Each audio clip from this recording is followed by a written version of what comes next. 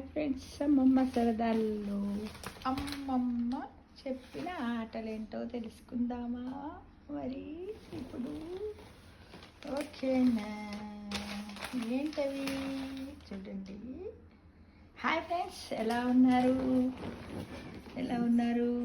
చిన్నారులారా, బాగున్నారా?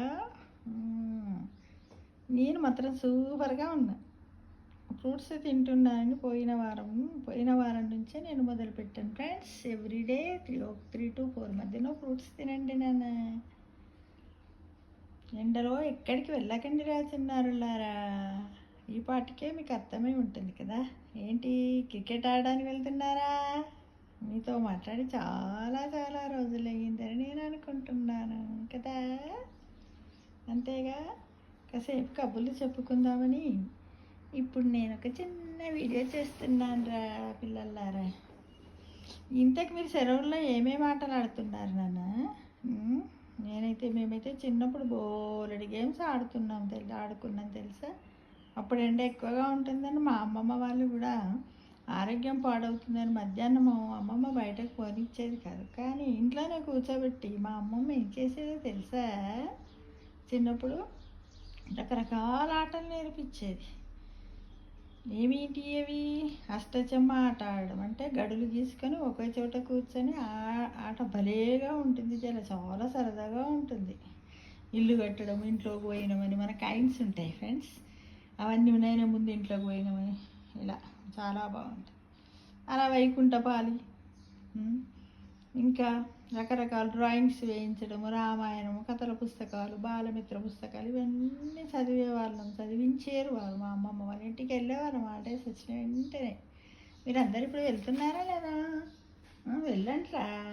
ఎందుకంటే అక్కడ ఏసీ లేదని, అక్కడ కరెంటు సరిగా ఉండదని, ఫ్యాన్లు ఎవరు వెళ్ళకుండా ఉండకండి నాన్న. ఎందుకంటే జీవితంలో కొన్ని పల్లెటూరి, కొన్ని మామూలుగా సరదాలంటూ ఉండాలిగా. ఇప్పుడు మేము ఇవన్నీ నెమరేసుకుంటున్నాం కదా. చిన్నారులారా, తప్పకుండా వెళ్ళండి ఫ్రెండ్స్. పిల్లలను పంపించండి అమ్మా, చాలా ఆనందంగా గడుపుతూ ఉంటాయి. అయితే మరీను వైకుంఠ పాలంటే మీకు తెలిసి కావచ్చు, దాని కైలాసం అని కూడా అంటారు. అది ఎలా ఉంటుందంటే, మనం డైస్ వేస్తాము, గవ్వలతో ఆడతాము. వేసిన వెంటనే 3 పడ్డాయి అనుకోండి, 3 అర్రలలో పోతూ ఉంటాము. అది ఎట్టుంటుంది, ఎందుకైనా పాము రావడము, మనల్ని మింగడము, మళ్ళీ మొదటికి రావడము, కోతి దగ్గరికి 2వ అరలోకి, మళ్ళీ ఒక్కొక్కసారి పడి పెద్ద నిచ్చెనెక్కి పైకి పోవడం, ఆ పక్కనే ఒక చిన్న పాము ఉంటుంది, మళ్ళీ అది మనల్ని మింగడం, మళ్ళీ కిందికి రావడం, ఇలా ఇలా ఇలా రకరకాల నిచ్చెనలు ఉంటాయి, రకరకాల పాములు ఉంటాయి, ఇవన్నీ ఉంటాయి. లాస్ట్కి పైకి పోయిన తర్వాత వైకుంఠం ఉంటుంది. అది చేరినప్పుడు మనం విన్ అవుతాం మిత్రమా. కానీ ఈ ఆట మాత్రం భలే సరదాగా ఉంటుంది. చాలాసేపు అవుతుంది. కాకపోతే మనం ఏం జరిగిన పెద్ద పాము గర్భంగా అమ్మో నిరాశ. కోతి దగ్గరికంటే వైకుంఠపాల్లో 110 ఉంటాయి, 108 ఉంటాయి. అక్కడ మనం 2వ నంబర్కి వస్తాం. చాలా బాధ అనిపిస్తుంది. కానీ నిరాశ పడద్దు. కాస్త నిరాశ అనిపించిన మళ్ళీ గెలుస్తామని ఆడుతూనే ఉండాలి. అమ్మమ్మ వాళ్ళ ఆటలు అసలు ఎంత బాగుంటాయో తెలుసా, వాళ్ళు చెప్తే. మన వీడియో గేమ్స్ కంటే కూడా చాలా బాగుంటాయి. నాకైతే చాలా బాగా నచ్చాయి. చిన్నప్పుడు స్కూల్ మొదలయ్యే వరకు రోజు ఇలాంటి ఆటలు నేర్పించమ్మమ్మ అంటే అమ్మమ్మని బతిమారేవాళ్ళం. రేపు కూడా ఏదో ఒక ఆటలు నేర్పిస్తూనే ఉంటాను. చక్కటి పిండి వంటలు, పరమాన్నాలు, చక్కగా తాతగారు పెట్టినటువంటి చెట్టుకు మామిడికాయలు. తెల్లవారే వరకు ఆ మామిడి పళ్ళు కింద రాలితే లేచి ఉడుకొచ్చి పండుని తీసుకెళ్ళి లోపల పెట్టేవాళ్ళు. మళ్ళా చక్కటి గ్రామాల్లో ఉన్నటువంటి ఏంటి బర్రె పాలు, ఆవు పాలను, చక్కటి స్వచ్ఛమైన పాలను తాగడం. అమ్మమ్మ మట్టుకు ఏరుకొని పోయిన తర్వాత తినిచ్చేది కాదు. ముందు పాలు తాగాక తర్వాత ఏదన్నా మనకి టిఫిన్, ఉప్మా, ఇడ్లీ అనే కాకుండా ఇంకా రకరకాల ఏంటిది సర్వపిండి అని, ఇంకా గరిజలని, గటక అంటే తెలుసా, గటక, సంకటి, రాగి సంకటి, అంబలి తాగించిన తర్వాతనే పండు తినాలంటుండే అమ్మమ్మ. అలా మళ్ళీ 2 గంటలకు చక్కగా పప్పుతోను, ఆవకాయ, నెయ్యితోటి చక్కటి అన్నం తినిపించి చిక్కటి మిగడ పెరుగు పోసి మనకి పెట్టేది. అది ఎంత బాగుందంటే అప్పుడు జ్ఞాపకం చేసుకుంటున్నా. చింతగింజల ఆట కూడా ఉంటుంది. ఏం దొరికైనా అది చింతగింజలు కుప్ప పోసి ఊదాలి. ఊదిన తర్వాత కదలకుండా మనం ఎన్ని తీసుకుంటే అదే అనమాట. కదిలిందనుకో మన ఆట అయిపోతుంది. మళ్ళీ నెక్స్ట్ ఇంకొకరు ఆడతారు. దానివల్ల కూడా చూడండి మనకి తెలియకుండానే మనం ఊపిరితిత్తులకు సంబంధించినటువంటి ఎక్సర్సైజ్ కూడా చేస్తాం మిత్రమా. అంటే ఇలా రకరకాలు ఇంటే అవుట్డోర్ గేమ్స్, ఇండోర్ గేమ్స్ కూడా ఇది స్నేహితులతో కలిసి గ్రౌండ్లతో ఆడటం వల్ల కూడా మనకు వ్యాయామం చేసి మన శరీరానికి మంచి వ్యాయామం చేసినట్టు కూడా ఉంటుంది. అందుకే అమ్మమ్మ వాళ్ళ ఇంటికి కంపల్సరీ పోవాలి మిత్రమా. ఉదయం పూట కాసేపు, సాయంత్రం పూట కాసేపు బయటకు వచ్చి ఆడుకోవాలి, సరేనా? కాదా, అందరితో ఆడుకోవాలి సరదాగా. రకరకాల కుండలాటలు ఆడేవాళ్ళు, ఎన్నో ఆడేవాళ్ళం. ఇలా చెప్పుకుంటూ పోతే అసలు 24 గంటలు సరిపోదు కావచ్చు నాన్న.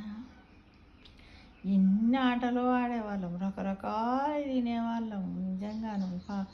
ఇంకా పక్కింట అమ్మమ్మ వాళ్ళ ఇంట్లో, తాతయ్య వాళ్ళ ఇంట్లో, ఎదురింటి వాళ్ళ ఇంట్లో జామకాయలు ఉంటే, బొప్పాయి కాయలు ఉంటే, ఇవన్నీ ఉంటే బొబ్బమ్మకి ఇయ్యరైన వాళ్ళు కూడా చక్కగా పిలిచి ఒక పండు మక్కింది అనుకోండి, ఆ గల్లీలో అందరూ పిల్లలం ఉన్నాం అనుకోండి, పిలిచి సరదాగా మనిషికో ముక్కు ఇచ్చేవాళ్ళు. మా మనవడే తినాలి, వాడికే బలం, అలాంటి స్వార్థం లేదు. ఫుడ్ మాత్రం చాలా అందరికి పెట్టేవారు మిత్రం. అది ఎంత బాగుంటుందో, స్వీట్ మెమరీస్ నిజంగా. ఇంకా అమ్మమ్మ ఒక్కోసారి నీకు ఆమ్లెట్ చేస్తుందా, చెయ్యి ఇలా నేర్పించేది. అంటే సమ్మర్లో మనం ఏంటంటే హాలిడేస్ని ఎప్పుడు కూడా జాలీ డేస్గా గడపాలి మిత్రమా. ఇవి చాలా స్వీట్ మెమరబుల్ డేస్, మన లైఫ్ లాంగ్ మనతో ఉంటాయి నిజంగా. ఇప్పుడు నేను మీతో చెబుతూ ఉండి ఇవన్నీ చెబుతుంటే, అప్పుడు నేను ఆడినప్పుడు నవ్వి, ఓడిపోయినప్పుడు ఏడ్చి, తొందరగా ఆడినప్పుడు లేచి గంతేసి చప్పట్లు కొట్టుకోవడం, నవ్వడం, వాళ్ళని పట్టుకోవడం తెలుసా, గుండ్రగా తిరగడము, మళ్ళీ పట్టుకోవడము, ఇది దాల్దడి దసన్న పొడని ఆడడము, మళ్ళీ ఇంకేంది ఉప్పు బందరు ఆడడం, ఇలా రకరకాలు ఎన్నో ఆటలు చిన్నప్పుడు ఆడడం తెలుసా. ప్రతి ఆటలో కూడా ఒక టెక్నిక్ ఉంటుంది. ఇప్పుడు ఈ వీడియో గేమ్స్ వల్ల మనకేంది, వాటిని చూసి ఆడుతూ ఉంటే కళ్ళు ఖరాబ్ అవుతున్నాయి, నర్వ్స్ వీక్. అదేమో అప్పుడు అలాంటి ఆటలు కావు. అవి శారీరకంగా మంచి వ్యాయామాన్ని ఇచ్చుకుంటూ మనం ఎంత హ్యాపీగా ఉంచేటి మిత్రమో. నిజంగా ఒక్కొక్కసారి జ్ఞాపకం చేసుకుంటే వండర్ఫుల్ డేస్.